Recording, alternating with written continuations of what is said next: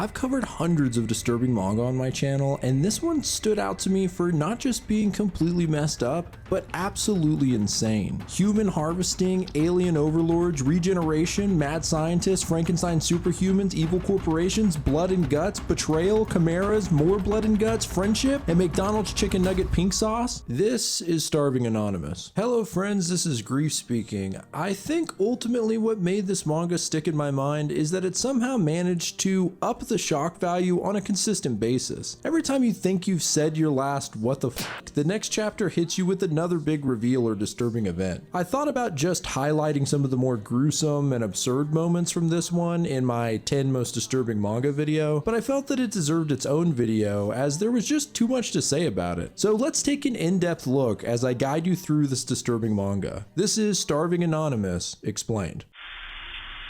So let's start it off in volume 1. Oddly enough, this story starts with two friends, Kazu and Ie, chowing down on some McDonald's. It doesn't say McDonald's, but come on, it's McDonald's. Kazu starts explaining the classic pink slime conspiracy, definitely not foreshadowing, which freaks EA out and they decide to take the bus home. Suddenly, everyone on the bus begins to pass out. When EA awakes, he's lying on top of a truckload of human bodies. He's in some sort of facility that seems to be harvesting humans. A nearby worker identifies EA as a Type 2, grabbing him with a hook and throwing him into a chamber. This is where the first big shock comes in. You know, besides the dead bodies being harvested that we just saw. This room is filled with hundreds of unnaturally obese people sitting naked and drinking a strange substance from hoses. It's a hell of a sight. EA spots Kazu drinking from one of the hoses, and he seems to have already gained a considerable amount of weight. EA almost takes a sip of the sweet substance himself, but is stopped by a mysterious duo, Natsume and Yamabiki. Natsume is violent and harsh, threatening to kill EA, but he is saved by Yamabiki, who is much more friendly and flirtatious, to the point of being kind of creepy.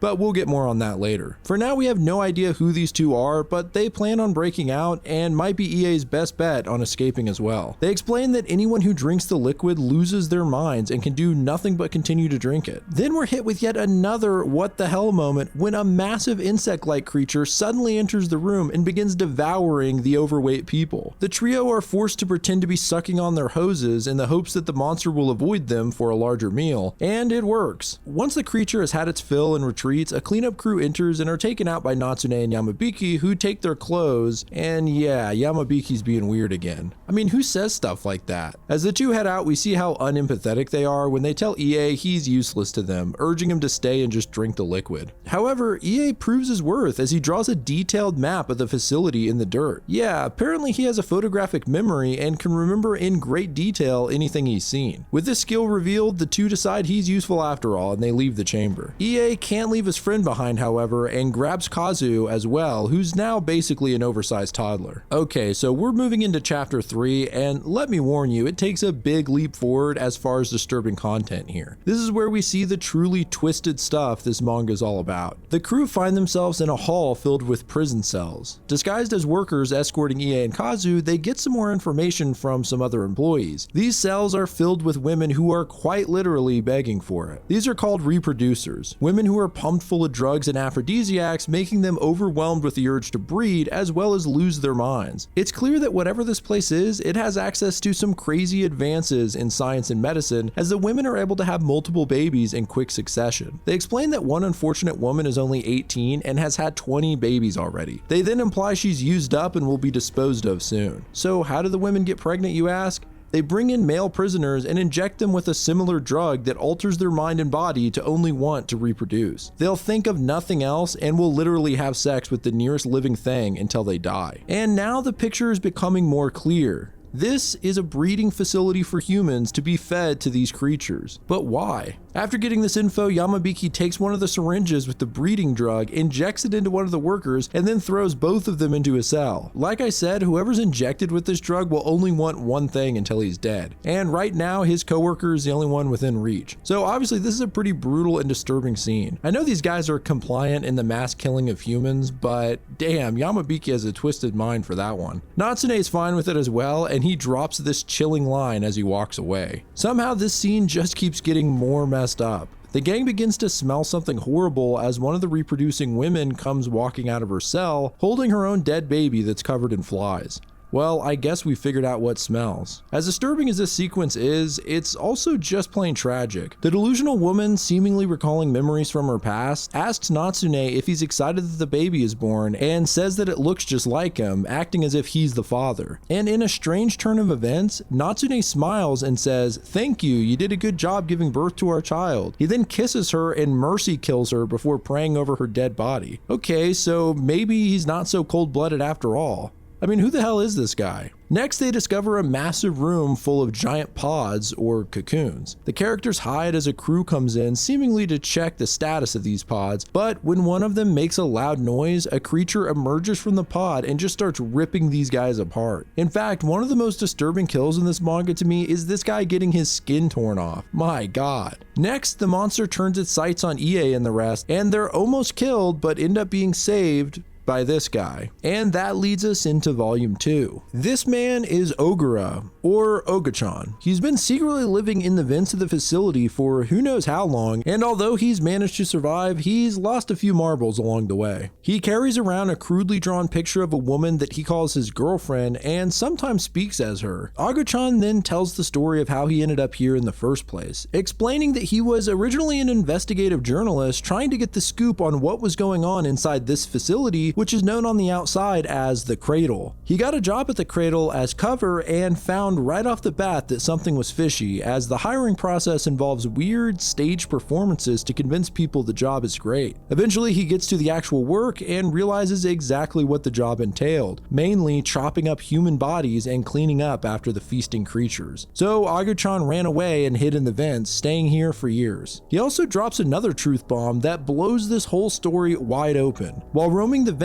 he found a massive throne room and saw several important political figures, including the Prime Minister, bowing before the great creatures, revealing that these creatures are not raised here, but rather they're in charge. Natsune asks where the throne room is and explains why he's here in the first place, to kill every last one of these creatures. At this point, Kazu falls through the ceiling into the hallway below. Natsune helps him up, but before he can climb up himself, one of the large creatures appears. In a real Neo moment, Natsune decides not to run, but to face the creature head on, wielding nothing but a knife. Pretty badass, actually. It's a great setup for Natsune to kick some ass, right? Well, he's immediately grabbed by the alien and bitten in half before being eaten entirely. What? Well, it somehow gets even more crazy. Just when we think it's over for the guy, Natsune cuts himself out of the monster's belly with only his torso intact. Before we get any explanation as to how the hell he's alive, flashback scene. That's right, it cuts to a Natsune origin story. We see him as a child living with his mother. She tells him to never go outside their apartment building and freaks out when he sneaks out one day. She locks herself in the closet and urges Natsune not to come in. Several days pass and she seems to have lost her mind, speaking nonsense. It's pretty scary, actually. Eventually the police show up and are led by a man from the Cradle. They open the closet to find that Natsune's mother basically dissolved into this bloated, deformed monster like something from a Junji Ito comic, and Natsune jumps out of the window, losing his legs in the escape, only to find that they are growing back. Later, he finds the Cradle agent and tortures him to learn the truth, that the Cradle has been using selective breeding to create what's called a total regenerator, and that Natsune is the only one of his kind. The idea is that the Cradle could eventually produce an endless supply of meat using regenerators to lessen the human casualties in feeding the creatures. Oh yeah, and we learn that Natsune ages rapidly and is technically only 6 years old. Back in the present, Natsune grows his legs back and the crew climbs back into the vents, except for Yamabiki, who takes a moment to look into the creature's belly so that he could get a look at Natsune's naked lower half. I told you, Yamabiki's a weirdo, man. Okay, we're moving into volume 3 now. We learn that the Cradle employees refer to these creatures as the Masters, and that they are demanding 17 human sacrifices to atone for the death of one of the Masters, the one that Natsune just killed. So the humans do a sort of messed up reverse lottery where people draw tickets, and if your number matches, well, you're what's for dinner. We're also introduced to the Cradle's director, Izumi, as he watches the sacrifices get torn to pieces. This chapter has yet another what the fuck moment when we meet the Halcyon group, a group of Frankenstein-like human experiments with superhuman abilities. This manga just keeps adding crazy layers to the story. It's wild.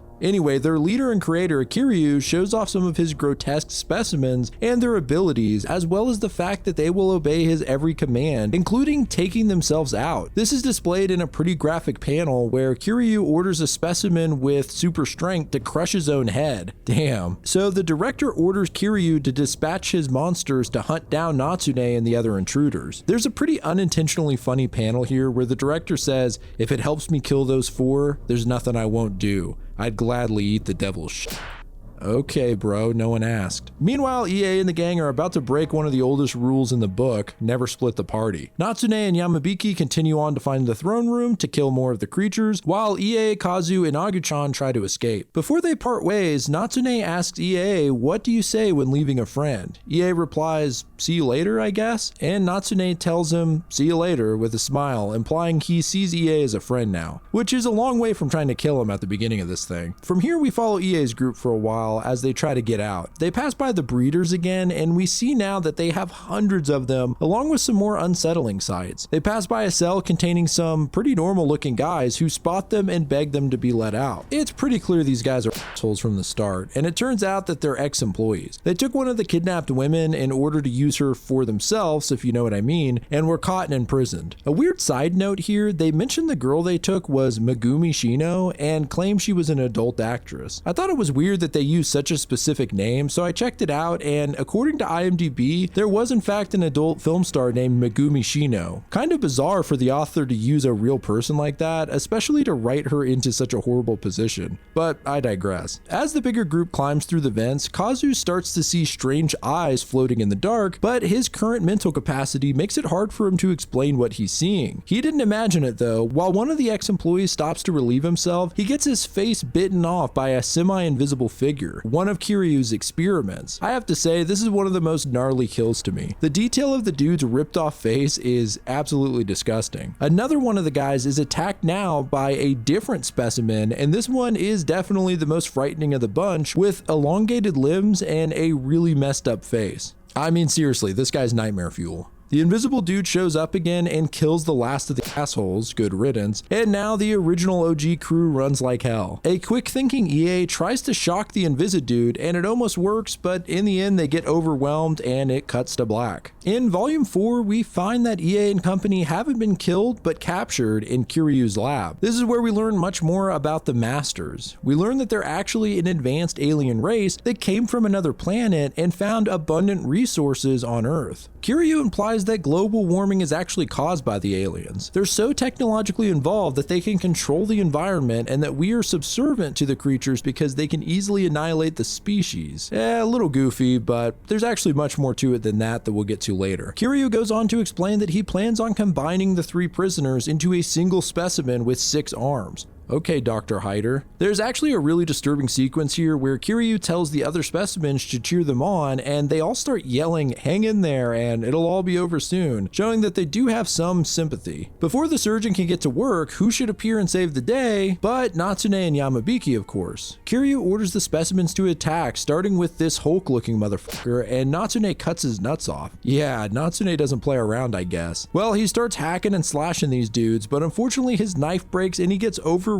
as they start taking chunks out of him. But come on, this is a total regenerator we're talking about here. Natsune starts breaking off his ribs and using them to stab these guys. Now that's pretty damn cool. Oh, I should probably mention that Kiryu seems to recognize Yamabiki, and at this point, Yamabiki throws another curveball by calling Kiryu his father-in-law. I smell a flashback. So this backstory between Yamabiki and Kiryu is actually quite long. In fact, it spans like 6 chapters, and the length of some of these backstories is one of my gripes about this manga, but I'll save that for later. For now, I'll give you an abridged rundown of this segment. Basically, Kiryu is a scientist and professor in biology. His new student, Yamabiki, is incredibly gifted and helps Kiryu advance the field by leaps and bounds without even trying. Kiryu realizes he has a golden goose here and decides to keep Yamabiki around by setting him up with his daughter. It's kind of weird actually, he basically pimps his daughter out. Well, whatever, it works and the two even get married. I do want to point out here that Yamabiki Yamabiki is kind of a sex fiend, seemingly attracted to anything that moves, and in the scene with the professor's daughter, it almost seems like he has some kind of seductive power or something, but they don't ever really say that explicitly. In fact, as you'll see by the end of this comic, Yamabiki might remain the most mysterious character, all things considered. Anyway, Kiryu becomes world-renowned in his field, all based on Yamabiki's work. He arrives back at his lab one day to find that Yamabiki has created a chimera. Yeah, so on top of alien overlords and Frankenstein monsters, the manga now introduces a chimera. Well, Kiryu kills the creature out of jealous rage and then tricks Yamabiki into getting drunk and dumps his body in a radiation chamber, attempting to kill him. Yamabiki somehow survives by injecting himself with animal DNA that has given him superhuman capabilities like some weird Spider-Man shit. Now, this is all pretty wackadoodle, but this next scene made me straight up laugh because of how off the walls bonkers it is. Yamabiki informs Kiryu that he has also conducted an experiment on his daughter. Using pro-simian DNA, he's changed her into a creepy ass lemur-like humanoid. I mean, what the hell? Right after her reveal, Yamabiki starts like making out with her too. It's beyond bizarre. So Kiryu has a meltdown and leaves, somehow becoming homeless, I guess. There's a little bit of a time jump. Eventually, the Cradle offers him a job to work for them, and now we're all caught up. Which brings us to Volume 5. In the present, Kiryu stabs Yamabiki, but to everyone's surprise, Yamabiki has a healing factor like Wolverine or something and survives it. Kiryu chastises his specimens, calling them trash human rejects. Then suddenly, his face falls off in one of the most disturbing images in the manga. Apparently, the Invisidude was here the entire time and decided to bite off Kiryu's face. Natsune, sympathizing with the experiments, then says, "These assholes just did whatever they wanted with your bodies. Well, why don't you do whatever you want for once?"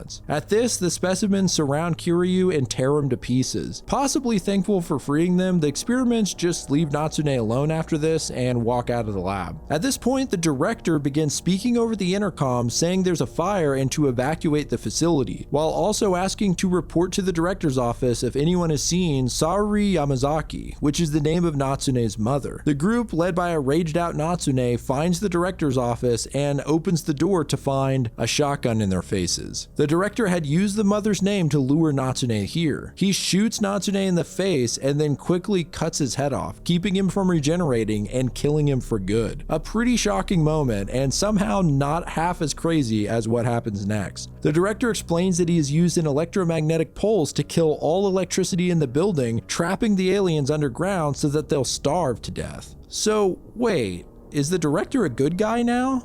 Kind of, but we now dive into his backstory to find out what's going on. Like Yamabiki's, this is a long and detailed backstory, but I'll try and summarize it. Director Izumi's father originally was forced into running the place, and Izumi grew up completely within the facility, never leaving to see the outside world. His dad made arrangements for him to escape, but on his way out, he encountered a beautiful woman in a cell. Since Izumi had never seen a human woman before, he was entranced, and she talks him into letting her out in return for the undeniable prize of boobies. She escapes the facility, and if you hadn't guessed, this was Natsune's mother. Because she had escaped and was carrying the one total regenerator, this was a colossal fuck up, and the aliens required a huge sacrifice to atone for it. 300 human sacrifices, in fact. This event became known as the Great Purge. Izumi was meant to die in the Purge, but his father secretly traded tickets with him, saving his life. He then went on to become the director himself, but vowed to kill the alien scum, plotting for years until today when he could finally pull it all off. He had to kill Natsune to make sure the aliens had no chance of surviving by endlessly eating a regenerator. The aliens have a crazy appetite and require constant food. Since they're now locked inside and starving, they begin to eat each other out of desperation. We learn that there's a queen alien that kind of looks like a giant mass of uncircumcised peepees for some reason. We also learned that the aliens originally came on hundreds of spaceships and buried them deep in the earth. They began excavating methane hydrate, which released methane gas into the atmosphere, which is what's causing global warming, I guess. So the aliens then make a deal with human leaders saying, if you don't feed us, we'll make the earth uninhabitable. Yeah, it's a little silly, but whatever. Anyway, we finally won. The aliens will eventually all kill each other. Nah, I'm just playing. The director's right-hand man pulls out a knife and just starts chopping wildly at the dude, slicing off some digits in graphic detail and then killing him. Okay, I didn't see that coming. And that brings us into volume 6. Apparently the queen possessed this dude and he goes after Yamabiki Yamabiki next, punching him so hard his neck breaks and his head spins around backwards, seemingly killing him. Okay, so 2 of our 3 main characters are dead. Cool. The queen then uses the guy to open the gates back up and release the aliens out into the world. Since all agreements are broken, the aliens now begin to attack the general populace for food. There's basically a whole chapter just showing the world going to shit as these beasts eat everything in sight. There's a particularly creepy scene where a mother comes home looking for her son. She hears the word mommy, assuming it to be her son, and turns only to find that an alien has eaten him and is simply using his head and hands as puppets to lure the mother in.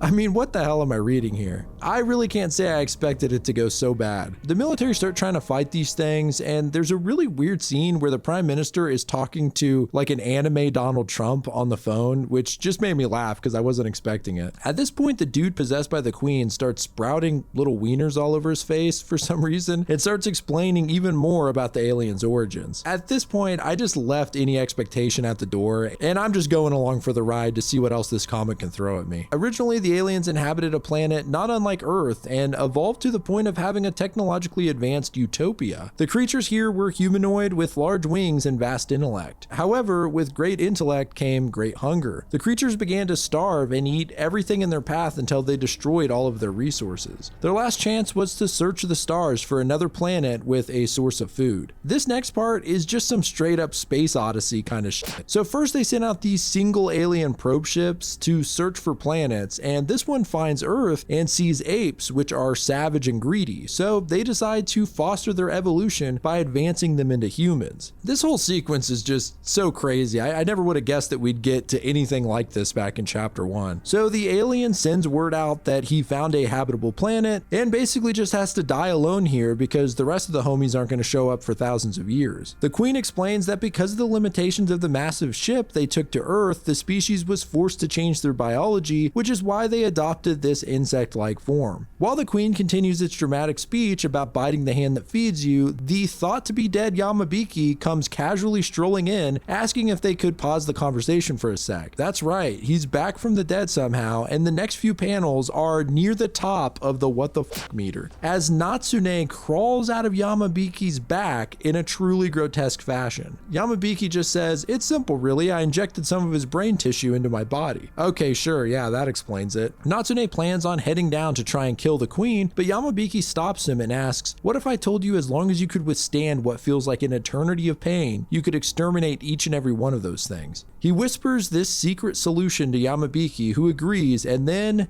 things get real weird. Yamabiki and Natsume just start stripping down, and I for real thought they were gonna bang or something, as Yamabiki starts getting way too close. But it's actually even crazier than that, as he starts eating Natsume, like straight up biting chunks out of him. I mean, it's Yamabiki, so he's like weirdly sexual about it, but the author knew what he was doing because Natsume literally says, "Please be gentle." I mean, come on. I told you this manga gets insane. Well, here comes probably the most absurd thing in the whole comic. As Yamabiki eats Natsume alive, baby Natsumes begin crawling out of his back, like dozens of them. I guess the idea is that Yamabiki somehow is able to produce them because of his weird chimera DNA or whatever. I don't know at this point, I'm not even questioning it. So as we move into volume 7, the dozens of baby Natsunes begin rapidly growing into adults. Natsune begs Yamabiki to keep going, and we suddenly get a weird and unnecessary flashback of Yamabiki and his messed up mom, who apparently made him do stuff to her when he was a kid. It's like 2 panels and then it's never mentioned again.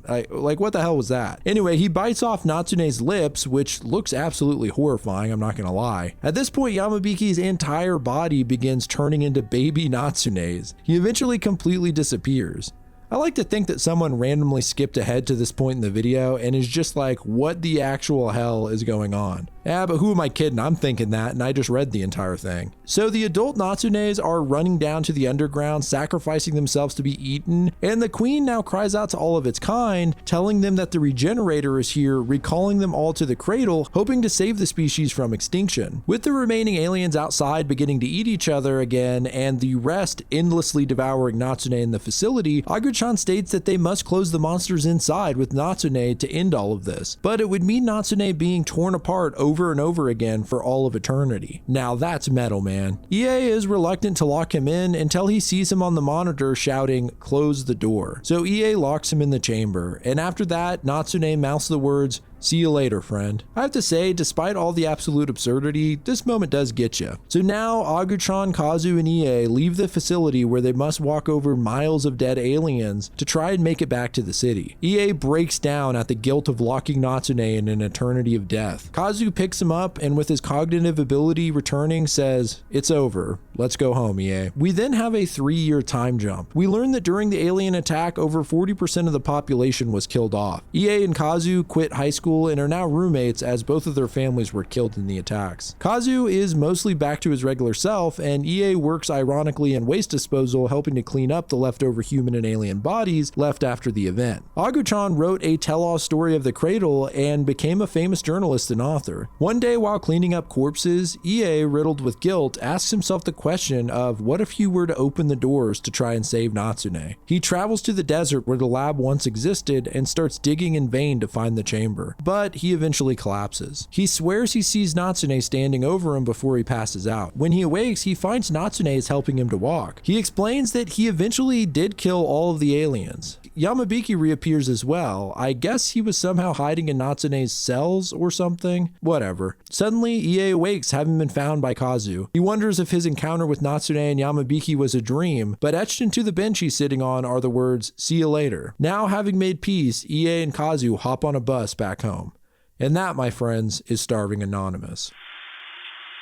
Like I said at the beginning, not only is this one of the most disturbing mangas I've ever read, but probably the most batshit crazy. It just keeps adding more and more twists and turns. The characters are all kind of wacky in some way or another, other than EA maybe, who actually feels more like a supporting character to Natsume and Yamabiki. Agu-chan was a great addition to the party because he's so kooky, and I like the added stress of having to bring Kazu along, who's completely useless the whole time. The general idea of breeding humans for alien consumption is really great, even if some of the details were kind of goofy. I like the continued mystery through the first half of the manga because you really just have no idea what the hell is going on, and a lot of the reveals just add even more questions. My main problem with the backstories is that they were just a little too long. Natsune's origin, which was arguably the most important, was pretty to the point, while Yamabiki and the directors went on way too long. I thought some of the Chimera stuff was interesting, but this one side story was 6 chapters long, and I started feeling like I was reading a completely different comic by the end of it. Obviously, some of the more complicated sci-fi elements were cool, like the aliens being the ones who started the human race in the first place, and Yamabiki figuring out how to inject himself with animal DNA to give him superhuman abilities, but these concepts did get a little confusing at times. For instance, I still don't understand exactly how Natsume came out of Yamabiki, or even the extent of what Yamabiki's abilities were, but I think the thing about this comic is that even when it's not making much sense, or just seems crazy over the top, it's entertaining as hell, so I just kept reading, which is really all that matters at the end of the day.